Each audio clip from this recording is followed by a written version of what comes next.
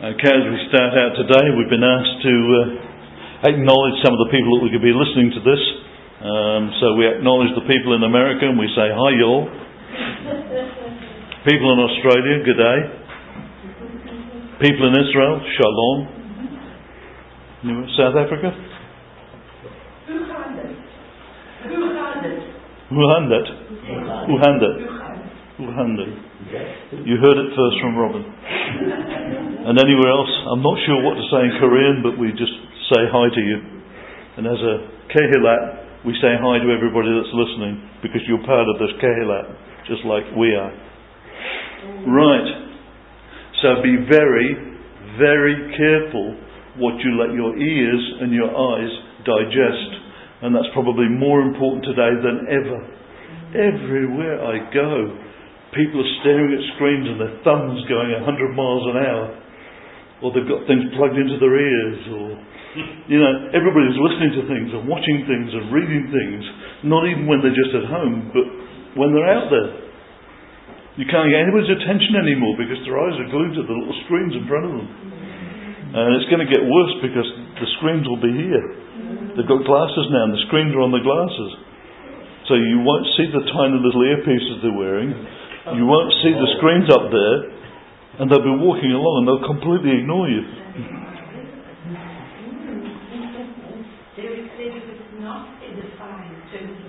Exactly.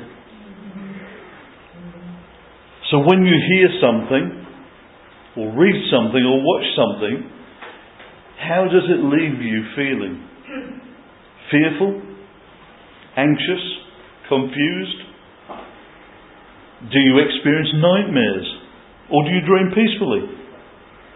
Is your life filled with chaos or shalom and trust? Do you embrace the future or do you dread it? Is your focus on the problems or the waves or the solution? Yeshua. When he stepped out of the boat, he had his eyes on the solution. The minute his eyes went to the problem, he sank. And that will happen to us when we take our eyes off him and onto the problem, we'll start to sink.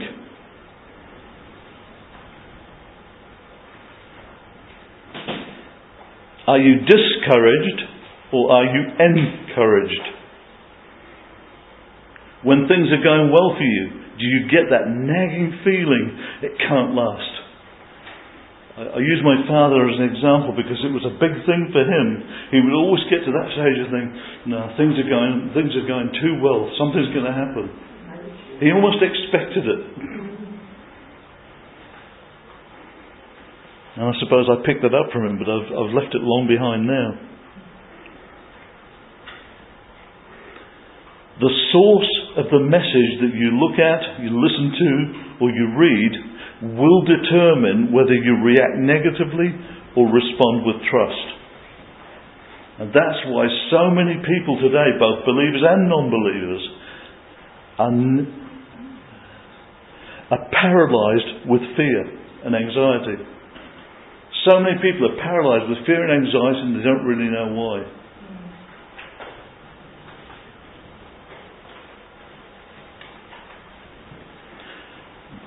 They're anxious about the future. Why? Because they either don't know or they forget whose hands the future is in. Whose hands have I placed my future in?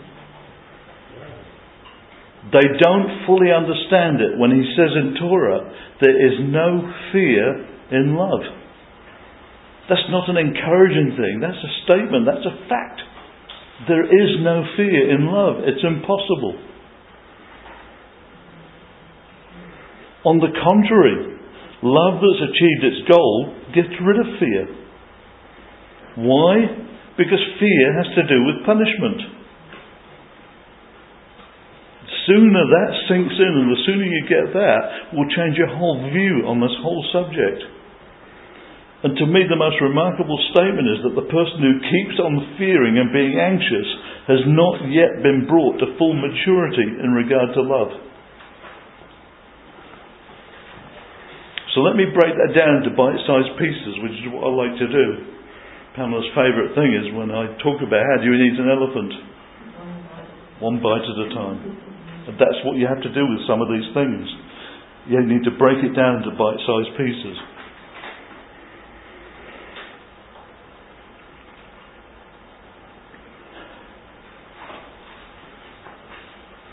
Ahava, as we know, is unconditional love.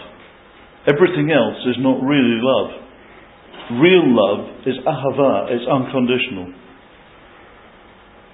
And because it's unconditional, it neutralises all fear.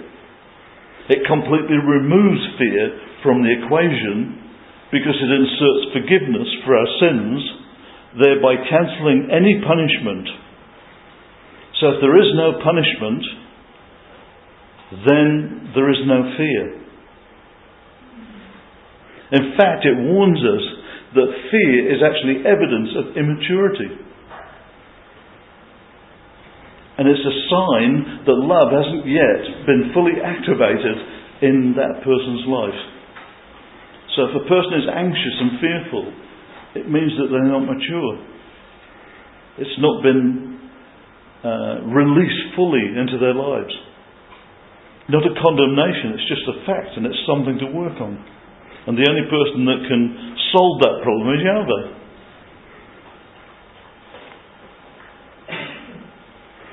In an age of information overload, we need to discern more than ever. We talk about discernment. It's not something that's a good idea. It's essential. We have to have discernment. And it needs to be razor sharp. Because it says in the Word that in the last days, people will be fooled into all sorts of different things, even the elect, if that were possible. It's not possible because we keep that relationship, we let the Ruach HaKodesh lead us into all truth, and we have that maturity of having unconditional forgiveness and unconditional love that wipes out the fear and anxiety. If we've forgiven and been forgiven, then there is no sin, there is no punishment, so there shouldn't be any fear or anxiety. There's so much fear on the internet and TV at the moment that's being preached about the end times. So much confusion, so much deceit.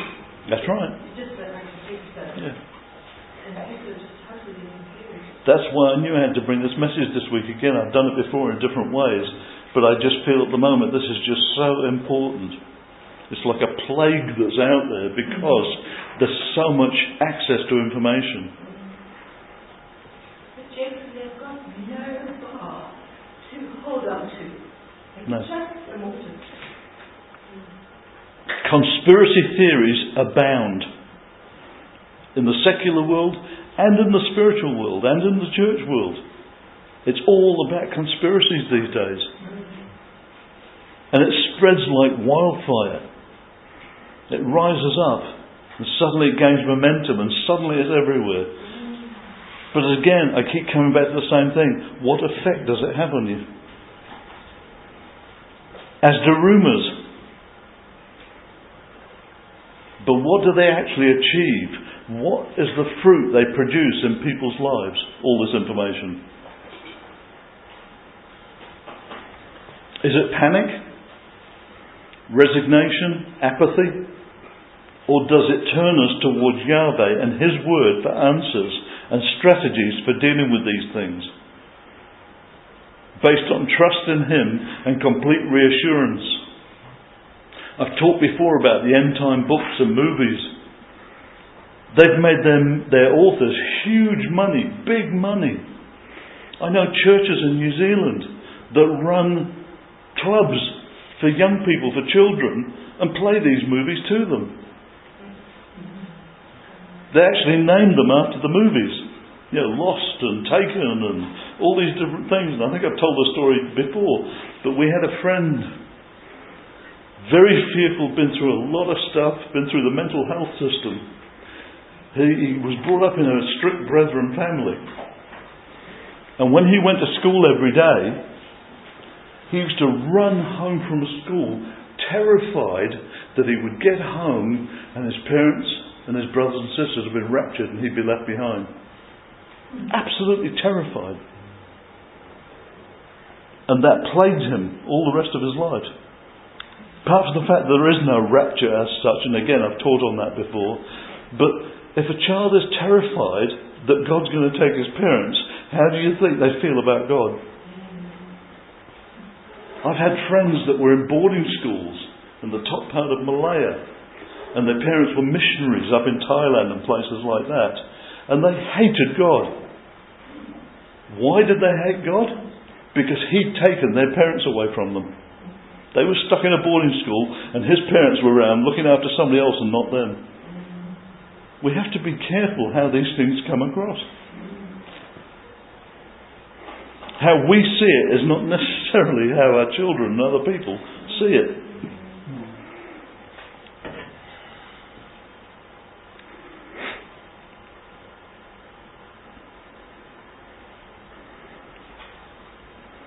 So they've made a lot of these things have made their authors big money and given them lots of publicity. But they have also, the fruit they produce is cynical, pessimistic generation of worriers rather than warriors. We live in a generation of worriers instead of warriors. They've taken the A and turned it into an O.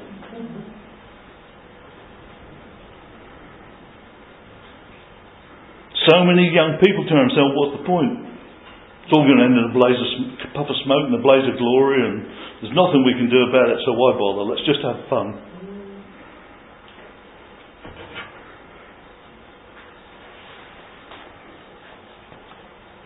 These people are focusing on doomsday theories rather than Messiah's certain return. And any soldier or sports person will tell you that fear paralyzes. The fruit of fear is paralysis. This is why soldiers are taught to go past the fear, to overcome the fear. Because otherwise you'll freeze and you'll do nothing. It's a definition of courage. Yeah. And that's what I say. You need to take encourage and discourage and separate them. One gives courage and one takes courage away. It's not a small thing.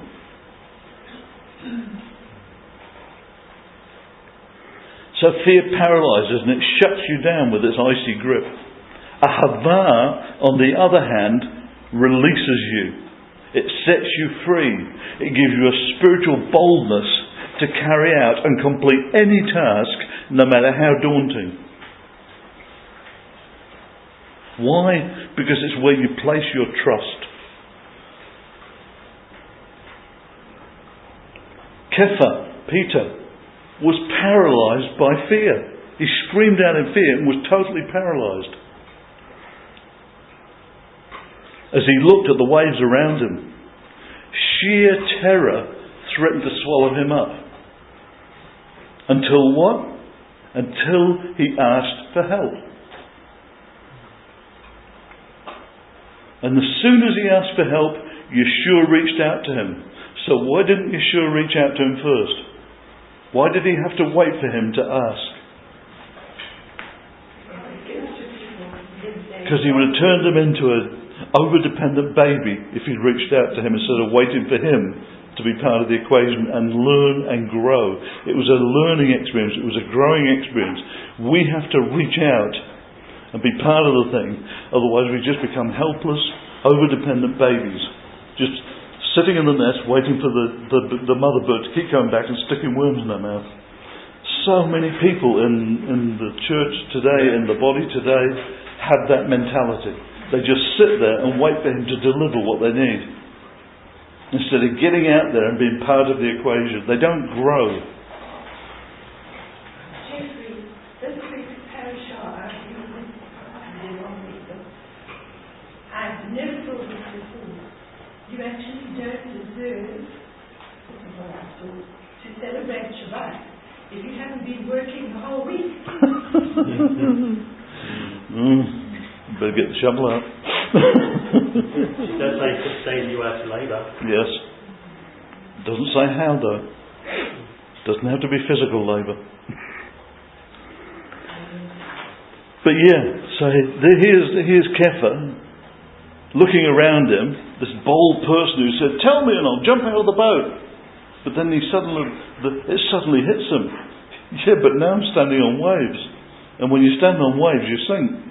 And look at the storm and look how high the waves are. And he took his eyes back off Yeshua. When he had his eyes on him, he could step out of the boat. As soon as the problems start to rise up and threaten to overwhelm him, he takes his eyes off him and onto the problem. You know what happened was, he was a fisherman, he wasn't a surfer. Yeah, I've often wondered that. Now I know. I like that. I like that. No safety net.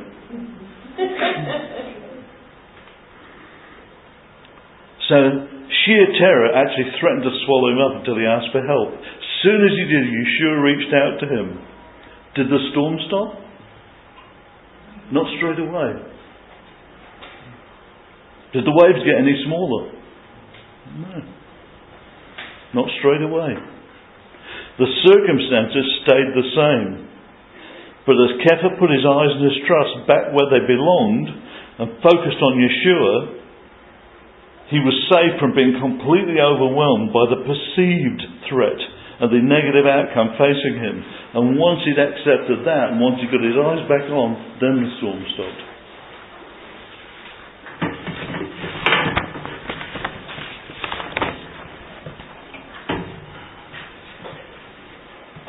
Even Yeshua himself, when he faced certain death, cried out to his Abba, "Why have you abandoned me?" But with his spirit he again called out and gave his spirit to the only one trustworthy enough to receive it, his Abba. He freely gave up his spirit. Nobody took it from him.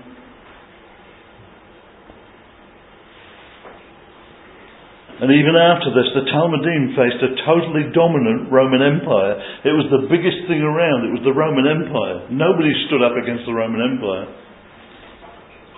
And they'd just killed their leader.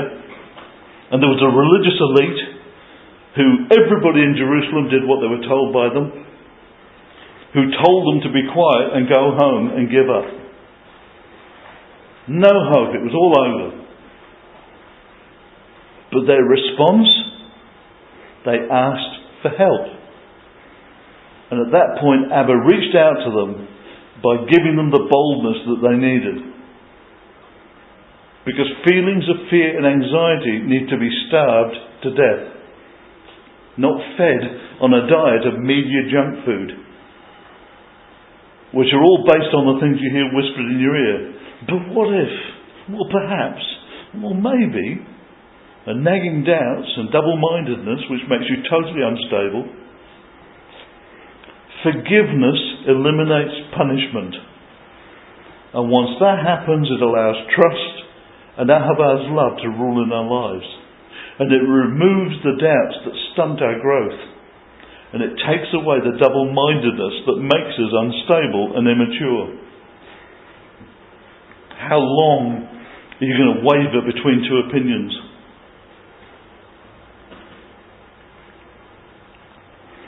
So what is this Ahava, this love that has to achieve its goal and get rid of fear, look and sound like? Ahava is patient and kind, not jealous, not boastful, not proud, rude or selfish. It's not easily angered and keeps no record of wrongs. Ahava does not gloat over other people's sins, but takes its delight in the truth. Ahava always bears up, always trusts, always hopes, always endures. Ahava never ends. But prophecies will pass, tongues will cease, knowledge will pass. For our knowledge is partial and our prophecy is partial. But when the perfect comes, the partial will pass. When I was a child, I spoke like a child and thought like a child and argued like a child. And that's fine for a child. It's when an adult does it that's the problem. We're supposed to be childlike, not childish. Now that I've become a man or a woman, I have finished with childish ways. For now we see obscurely in a mirror, but then it will be face to face. Now I know partly, then I will know fully, just as Yahweh has fully known me. But for now, 3 things last. Betach, or trust, tikva, hope, and ahava, unconditional love. And the greatest of these, of course, is ahava. Why is ahava the greatest of these things? Because Yahweh is ahava. And out of that, the other 2 are produced by it. Interestingly, there are several different Hebrew words behind the English word trust. Trust is actually an abstract, which means it can't be sensed by the 5 senses. But we have to remember that Hebrew is a concrete-oriented language, where each word is associated with something that could be sensed by one or more of the 5 senses. And if you understand that, it will help you when you're trying to translate, or when you're looking at something and thinking that doesn't make sense. It's a key to uncovering meanings that can aid in interpreting the various passages that they're found in. Because often you'll see one English word, but it's often represented, it's actually 5 or 7 different Hebrew words that are used in those different contexts throughout the passage. So consequently, if you just try and translate into one word, it doesn't make any sense. So with the word trust, in the various passages you can find chasar, which is a rock or a fortress. Betach, that we have used here to trust with no fear, or to cling. Yachal, to know for absolute sure that he will protect. And aman, to stand firm, incorporated in the word amen, that literally means I stand firm and agree with this prayer. And hope, of course, as in Hatikva, the hope, is the name of Israel's national anthem. And we've been hanging on to that one for about 2,000 years. But that's what I'm saying. Any one of those 5 can be the right translation when you just see the word trust in the word. So if all of the websites that you surf, the TV channels that you use the remote for, the books, the CDs, even the God channels, and other materials you encounter have even a mild or profoundly negative effect on your life and don't encourage you, then they are definitely not kingdom and Torah based. Is that a strong statement? Yes, but it's true. I judge these things by the effect it has on people's lives. And I see people looking and reading and listening to these things, and I see the effect it has on their lives. And I know immediately that it is not kingdom or Torah based, but straight from the enemy's little bag of destructive tricks. I don't care how well known or charismatic the presenters and authors are. They are still behaving like wolves in sheep's clothing. How? Because the fruit that they produce is not from the kingdom.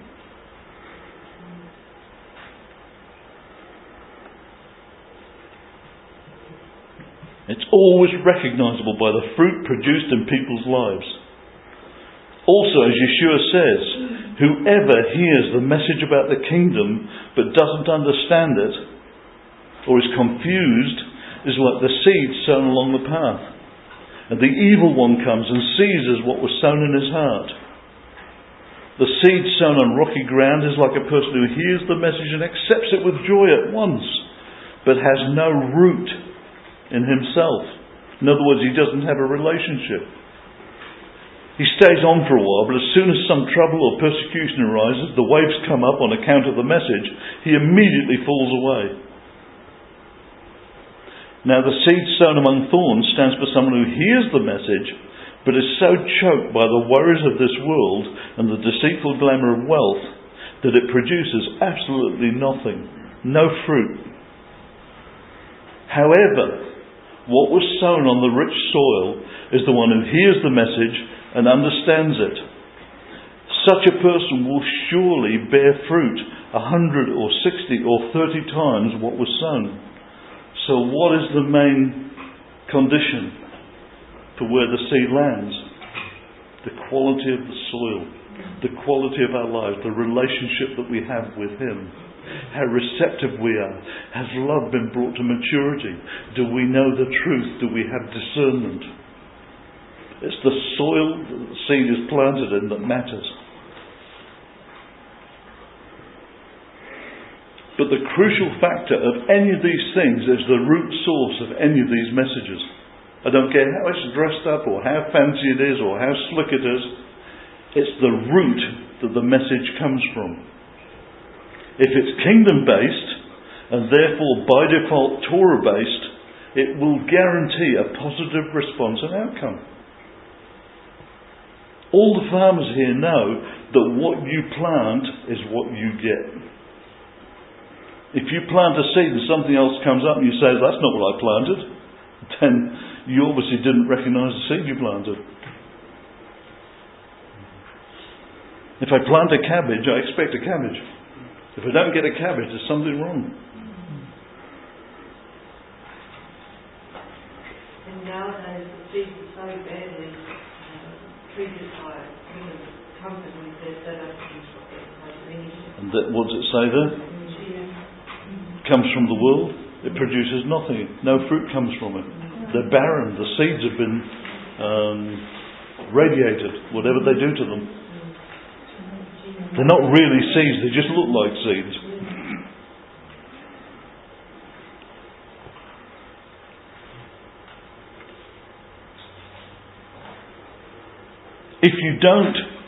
If the message doesn't come from a Torah-based, kingdom-based perspective, a destructive, negative process will be set off in your life like a domino effect.